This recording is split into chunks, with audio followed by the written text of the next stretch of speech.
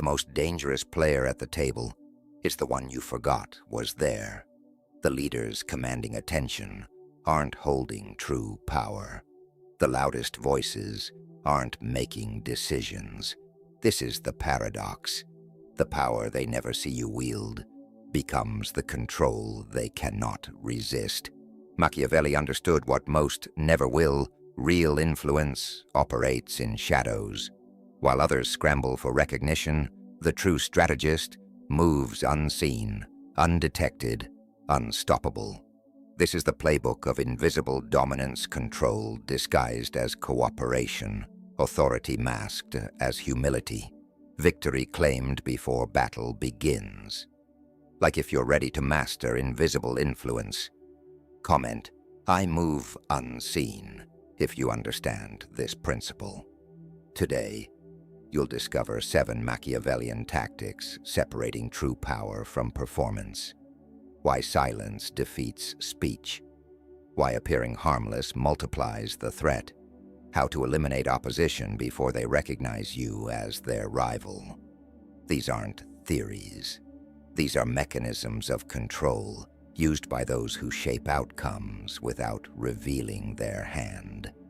The difference between being noticed and being necessary. The prince's secret was never the throne everyone could see. It was the strings no one knew existed. Number 1. The power of calculated silence. Silence is not absence. It's the weapon they can't defend against. Most people fear the void. They rush to fill space with words, explanations, justifications. This reflex is their weakness. Your silence becomes their prison. While they scramble to interpret your stillness, you're 3 moves ahead, watching them reveal everything. The strategist understands. Withholding is not passive. It's surgical. Every word you don't speak is information you don't surrender. Every reaction you suppress is leverage you retain.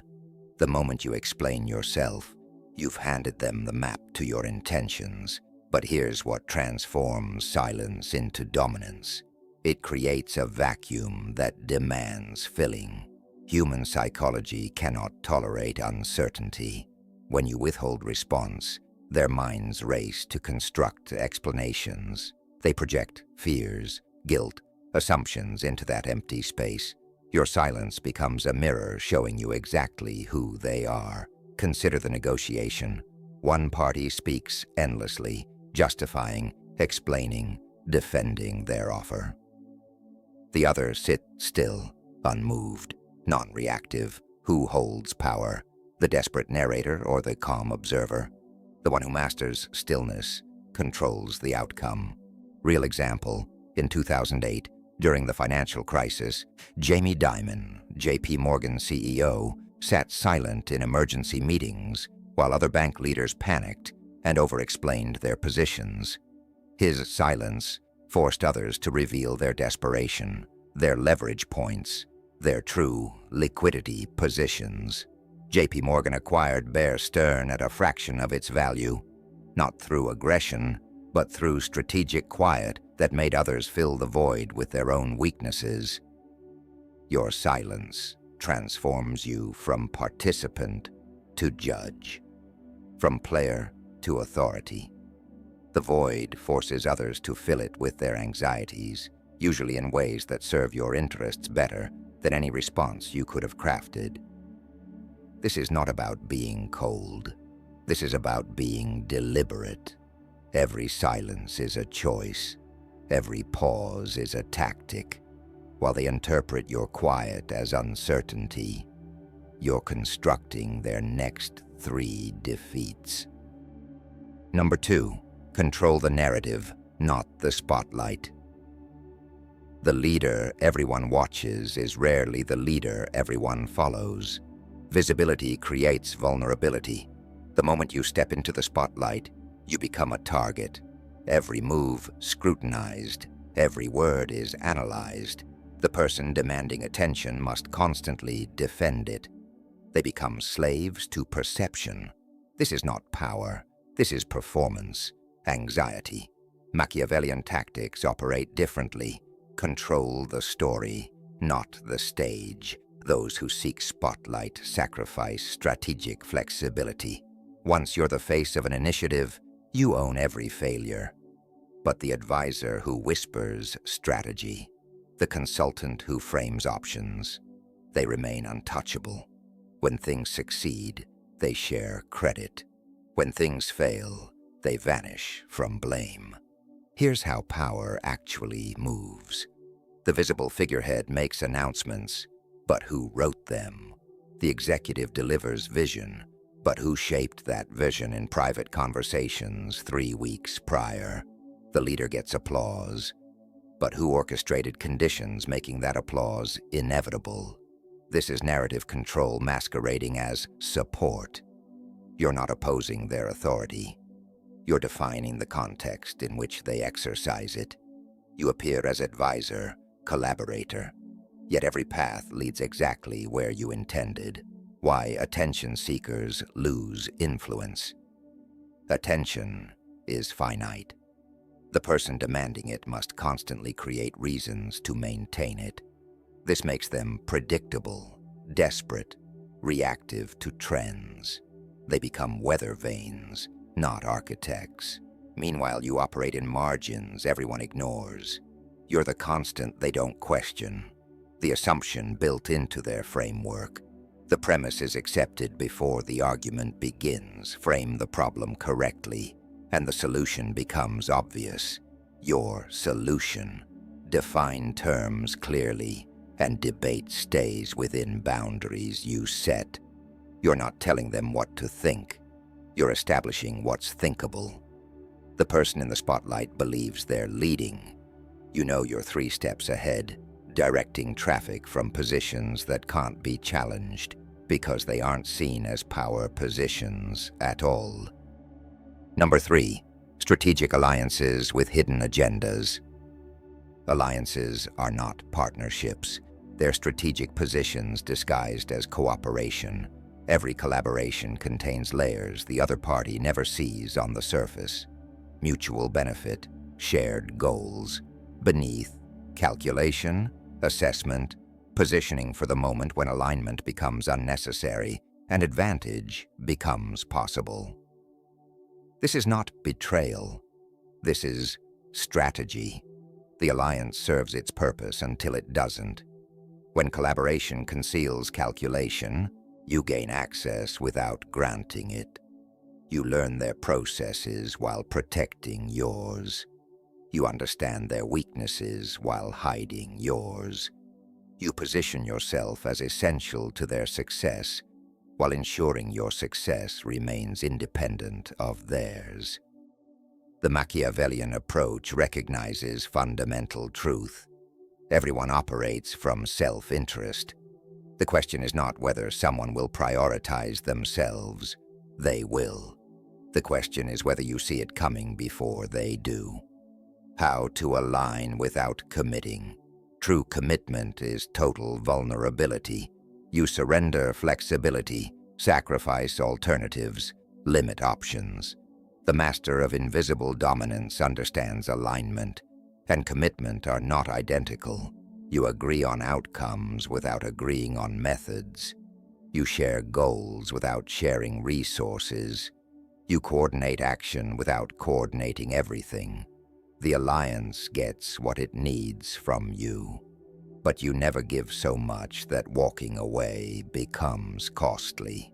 Consider the chess piece serving dual purposes. Your alliances should function identically. Every connection serves multiple objectives. Every partnership creates opportunities they see and opportunities they don't. Some alliances exist purely as temporary infrastructure. You need their network. You build the bridge. You need their resources. You build the bridge. You need their credibility. You build the bridge. Then when you've crossed and no longer need the path, you eliminate it before it becomes a liability. This is not cruelty. This is efficiency. The alliance fulfilled its function. The strategic mind knows when to connect and when to sever. Your alliances grant access to spaces, information, opportunities that would otherwise remain closed. You use those keys fully. You explore every room. You map every corridor. Then you change the locks. The alliance that began as mutual benefit transforms into asymmetric advantage. They believe you're still partners. You know you're now the gatekeeper. And the entire shift happens so gradually, they'll never identify the moment balance changed. Number 4, the art of appearing harmless. Threat concealed is threat multiplied. They can't defend against what they don't perceive. The most effective predator is the one prey doesn't recognize as dangerous. In human dynamics, this principle escalates exponentially. When people perceive you as a threat, they activate defenses, they build walls, they watch your moves. Your power becomes constrained by their awareness of it. But when they perceive you as harmless, every defense lowers, every secret reveals itself. Underestimation is not an insult, it's a tactical advantage. Let them believe you're less capable, less ambitious, less strategic than you are. Their misperception becomes your camouflage. While they scan for threats, they overlook you completely. You're dismissed, disregarded, undervalued, which means you're perfectly positioned, unsupervised, unrestricted. Real example, Robert Greene, author of 48 Laws of Power, worked in Hollywood for years as a quiet assistant and researcher, appearing harmless and service-oriented. While appearing as a helpful subordinate, he was studying every power dynamic, every manipulation, every strategic move around him. When he published his book, the very people who dismissed him realized he'd been documenting their playbook the entire time. He eliminated his competitors by being so harmless, they never saw him as competition. This requires disciplined performance. You soften language when you want to sharpen your position. You seek advice to gather intelligence. You appear uncertain to mask certainty. You ask questions you already know the answers to, not for information, but for insight into how they think, what they value, where they're vulnerable, how invisibility becomes invincibility. You cannot be targeted if you're not perceived as competition. You cannot be blocked if you're not recognized as advancing. You cannot be countered if your strategy remains undetected. The aggressive competitor announces intentions, immediately marked as adversary. The ambitious colleague broadcasts goals, instantly monitored and limited. But you appear accommodating while remaining uncompromising. You seem flexible while staying fixed on objectives.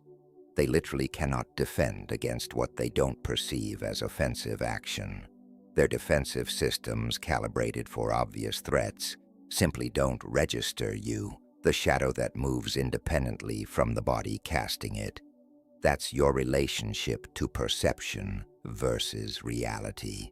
What they see and what exists operate on different planes entirely. The image you project bears no resemblance to intentions you harbor. This creates permanent asymmetric awareness. You see yourself clearly. They see fiction. The gap between their perception and your reality is the space where invisible dominance flourishes. They're fighting enemies they recognize. You eliminated them before recognition was possible. Number 5, eliminating threats before they see you coming. The opponent who never knew you were their rival is the opponent already defeated. Competition acknowledged is competition empowered. The moment someone recognizes you as an adversary, they mobilize, they prepare, they strategize against you specifically. Your every advantage becomes countered. Your every move becomes anticipated. When neutralization happens before recognition, you're not fighting them. You're simply ensuring circumstances don't align in their favor. You're not attacking their position. You're quietly supporting alternatives. You're not undermining their credibility. You're just not reinforcing it when opportunities arise. The difference is profound. Direct opposition creates drama, visibility, resistance. Indirect opposition creates silence, confusion, and erosion. They wake up one day and the opportunity vanishes. Support evaporated, pathway closed, and they have no idea why. No villain to blame, no battle they lost, just slowly accumulating disadvantages that feel like bad luck rather than strategic defeat. This is elimination disguised as entropy, sabotage masquerading as circumstance, how to remove obstacles while appearing uninvolved. You're never the one delivering bad news about them. You're just the one who doesn't deliver good news. You're never the one blocking their advancement. You're just absent from conversations where advancement gets decided. You're never advocating against them. You're simply quiet when advocacy would help them. Your neutrality becomes their liability. Your silence becomes their obstacle. Consider the rival who needs 3 endorsements for promotion. You're not one of the 3. No direct power to block them, but you have lunch with 2 of the 3. During that lunch, you don't criticize the rival. You simply express concern, not accusation. Concern, I hope they're ready for that responsibility. The timing feels aggressive. I'd hate to see them set up to fail. You've planted doubt while appearing supportive, protective even. The endorsements don't materialize. The rival never knows you were involved. This is the current beneath calm surface. Above water, everything appears still, neutral, natural. Below water, you're directing flow, redirecting resources, reshaping outcomes. Threats eliminated preemptively require no confrontation. The person removed before they gain traction never becomes dangerous. The competitor marginalized before they gather support never becomes competitive. They attribute their loss to market conditions, organizational politics, bad timing, poor luck, never to you. Because as far as they can perceive, you are barely present in their story. Your invisibility throughout their defeat is what makes defeat permanent. They cannot learn from what they cannot identify. They cannot adapt to what they didn't detect. The puppet master behind the curtain doesn't need puppets to know strings exist. Their defeat feels like their failure rather than your victory. Their obstacles feel like their limitations rather than your barriers. They never saw you as an enemy, which is precisely why they never stood a chance. Number 6, information as your secret weapon. Information shared is leverage surrendered. Every piece of knowledge you reveal is a weapon you hand to someone else. Every detail you disclose is a vulnerability you create. The world operates on fundamental asymmetry. Those who know more control, those who know less. Yet most people treat information like currency, meant to be spent, rather than capital, meant to compound. Why knowledge hoarded is power multiplied. Information doesn't depreciate when you keep it. I appreciate it. The longer you hold strategic knowledge while others remain ignorant, the more valuable it becomes. You see opportunities they miss. You avoid traps they stumble into. You make decisions from elevated positions while they navigate fog. The amateur shares information to demonstrate competence. The strategist withholds information to maintain advantage. Your knowledge is yours. Sharing it is a strategic choice, not a social obligation. But here's what transforms information into a weapon: selective disclosure. You don't keep everything secret. That makes you appear suspicious, isolated. You share some information deliberately, the information that shapes how others perceive situations. You reveal carefully chosen details that lead them toward conclusions you want them to reach. You give them pieces of the puzzle. but never enough pieces to see the complete picture. They think they understand. They don't. Consider the negotiation. One party reveals their constraints, their timeline, their alternatives, their pressures. The other party reveals nothing. Just listen. Ask questions. Gather data. Who wins that negotiation? The one who emptied their position onto the table, or the one who kept their position protected while mapping their opponent's complete landscape? This is information asymmetry as invisible dominance. They're making decisions based on incomplete data. You're making decisions based on complete data, including the data they just gave you. Every transaction favors the party with superior information. The forbidden truth they'll never teach you. Transparency is a trap. Organizations preach it. Leaders demand it. Culture champions it. And strategic minds ignore it entirely, because transparent people are predictable people. Predictable people are manageable people. Manageable people are controlled people. You become transparent. You become a known quantity.